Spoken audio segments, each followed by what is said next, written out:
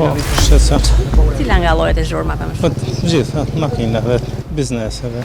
Shqiptarët i binë burisë dhe kot. Sidomos me këto ndërtimet që bëhen nëpër lagje. Nivelet e larta të zhurmës janë një problem për disa zona të Tiranës ku trafiku i dëndur dhe aktivitetet ekonomike intensive ndikojnë shumë. Disa nga zonat më problematike përfshin Pasdajin e Ri, Sheshin Italia dhe rrugën e Kavajës, ku shpesh nivelet e zhurmës kalojnë kufit e sigurt për një mjedis të shëndetshëm.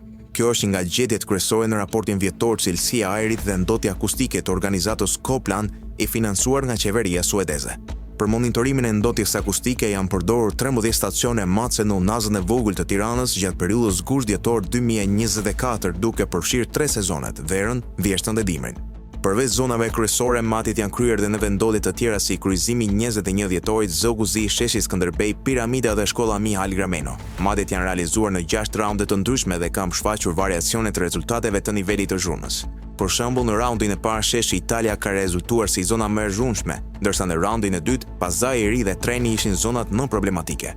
Raporti thekson se ekspozimi i vazhdueshëm ndaj ndotjeve akustike mund të shkaktojë probleme shëndetësore, përfshirë stres, lodhje kronike, vështirësi për të përqendruar, humbje të dëgjimit dhe çrregullime të gjumit. Për këtë arsye është e nevojshme të merren masa për të ulur nivelet e ndotjes dhe për të reduktuar ndotjet e ajrit përmes stimit të hapësirave të gjelbërta, e po ashtu mbjedhjes së bimeve autoktone dhe promovimit të gjelbërimit vertikal.